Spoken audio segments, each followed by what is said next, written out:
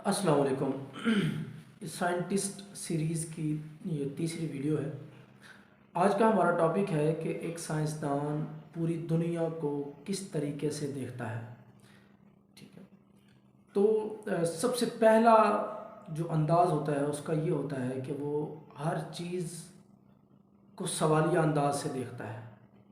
यानी हर चीज़, जो भी वो चीज़ देखता है उसके माइंड में सवालात आना शुरू होते हैं।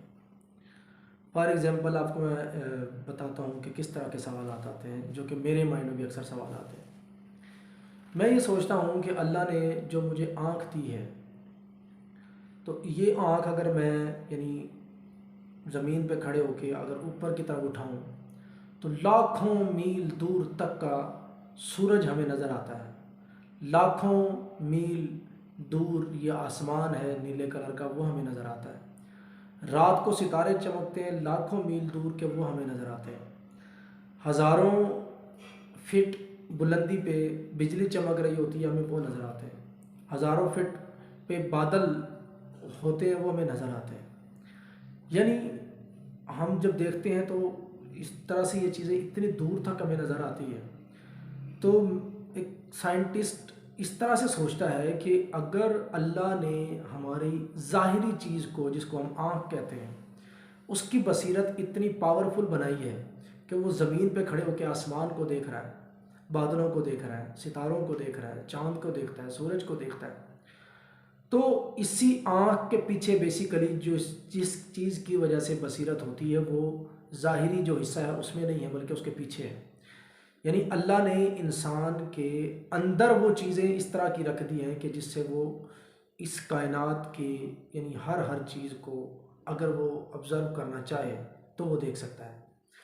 तो वो यानी किसी भी चीज़ को देखता है, जब वो उसका देखने का अंदाज़ ये होता है कि जब भी कोई भी नई चीज़ देखता है तो वो ये देखता है कि इसको अल्लाह ने पैदा क्यों किया है।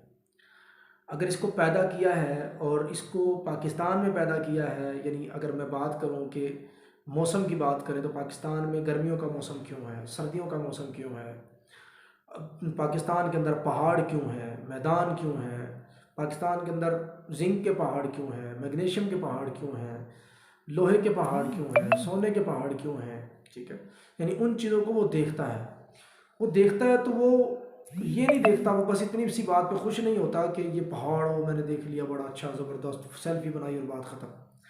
उसकी उससे आगे सोच निकलना शुरू हो जाती है और वो ये देखता है कि मैं इसके अंदर से किस तरह से इस ख़जाने को निकाल सकता हूँ, क्योंकि ये तमाम ख़जाने तो अल्लाह ने मेरे लिए बनाए।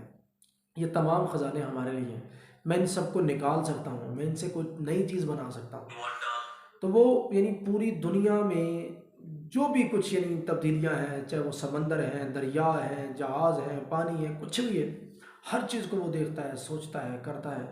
आपका जहाज़ बना, जिस साइंटिस्ट ने जहाज़ बनाने की तरफ पेशरफ्त की, लाजमी सी बात है उसने परिंदे को देखा था और परिंदे को देखते हुए उसने जहाज़ तक का यानी अपना सफ़र मुकम्मल कर लिया।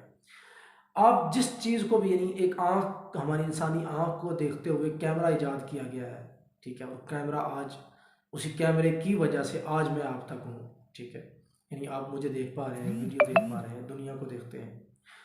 तो जो साइंटिस्ट होता है वो पूरी दुनिया का मुशाहिदा यानी सिर्फ यहाँ पे बैठे हुए सिर्फ अपने इर्द गिर्द की चीज़ों को नहीं देख रहा होता, बल्कि वो यहाँ बैठे हुए अपनी बसीरत में, अपने अंदर की बसीरत में, अपने ख़्यालों में खो के, अपने अल्लाह को याद करके अल्लाह के ख़जानों को उससे तलब कर रहा होता है और वो अपनी बसीरत को इतना डीपली जाके देखता है कि मतलब किस तरीके से वो यानी जाके दुनिया की जो भी चीज़, जहाँ पे भी जो ख़जाना दफन है, उसको किस तरीके से वो अचीव कर सकता है, किस तरीके से वो यानी आसानियाँ वो देखता है कि जो कुरान पाक के अंदर चीज़ें हैं। यानी अक्सर आपने सुना होगा कि दुनिया के जितने भी साइंटिस्ट हैं उन्होंने कुरान पाक के अंदर से चीज़ों को अक्स किया। अखज़ करने के बाद उन्होंने यानी उन्हीं चीज़ों पे कुछ ऐसी रिसर्च शुरू की, रिसर्च शुरू करते करते वो अथेंटिक उस चीज़ पे पहुंच गए। यानी अगर बहरी जहाज़ की बात करें तो कुरान ने कश्ती का जिक्र किया है, तो उन्होंने कश्ती को देखते हुए बहरी जहाज़ बना लिया, सब कुछ कर लिया। तो अगर आप साइंटिस्ट बनना चाहते हैं तो आपको अपने देखने का अंदाज़ बदलना होगा। ऐसा नहीं है कि आप किसी भी चीज़ को देखते हैं, बस सेल्फी बनाई, खुश हो गए और ये आपके लिए काफ़ी है। नहीं, अगर आप साइंसदान बनना चाहते हैं तो आप जब भी कोई नई चीज़ देखते हैं तो उसको बिल्कुल मुख्तलिफ अंदाज से देखेंगे, उसके अंदर की गहराई को देखेंगे कि किस तरीके से न्यूटन ने जब समंदर की गहराई, ज़मीन का दरमियान, ये वो जो चीज़ें बताई थी, उस वक़्त उसके पास कोई ऐसे जदीद आलात नहीं थे। उसकी एक बसीरत थी, उसके अंदर की एक रिसर्च थी, जिसकी वजह से उसने जो बताया, आज साइंटिस्ट ने जब उसको आलात के ज़रिए जब चेक किया है तो वो अप्रॉक्सीमेटली बराबर आई है। तो यही चीज़ें आपके अंदर पैदा होनी चाहिए, आपको अपने अंदर ये चीज़ें पैदा करनी है अगर आप साइंटिस्ट बनना चाहते हैं। अगर आपके अंदर ये चीज़ें पैदा नहीं होती और आप इसमें सीरियस नहीं हैं, आप वही दुनिया के मज़ाहिया अंदाज के अंदर हैं, दुनिया की मतलब रंगीनियों में सिर्फ गुम हैं, तो आप साइंटिस्ट बनने का नहीं सोच सकते, आप साइंटिस्ट नहीं बन सकते। आपको साइंटिस्ट बनने के लिए चाहे वो पहाड़ हैं, बकरियां हैं, ये कुछ भी है, यानी जो भी आपको नज़र आता है, लकड़ी है, कोई आपको कलर्स नज़र आते हैं, खुशबुएं नज़र आती हैं, कुछ भी आपको जो भी कुछ नज़र आ रहा होता है, उसको डीपली जाके यानी बिल्कुल एक नए अंदाज से आप उसको देखने की कोशिश करेंगे कि इसके पीछे क्या हो सकता है, ये कहाँ से चली है, कैसे यहाँ तक पहुँची है, आगे किस तरीके से ये एक मकाम तक पहुँच पाएगी। इन सब चीज़ों को यानी देखने का अंदाज़ आपको बदलना होगा और आप यहाँ पे बैठ कर सिर्फ अपने आप को या अपने इर्द गिर्द की चीज़ों को नहीं, बल्कि पूरी दुनिया को देख रहे होते हैं कि मैं यानी अभी यहीं पे बैठे बैठे किस तरीके से अपने यानी किसी भी चीज़ को या कोई भी मामला है जो भी है, पूरी दुनिया तक किस तरह से पहुँचा सकता हूँ, या पूरी दुनिया की चीज़ को किस तरीके से मैं अपने तक मतलब ला सकता हूँ।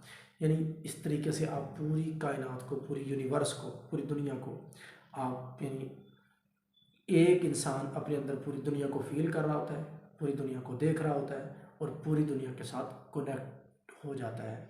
जब ये फीलिंग आने लगती है तो आप एक साइंटिस्ट बनने की तरफ जा रहे होते हैं। बहुत शुक्रिया। पाकिस्तान जिंदाबाद।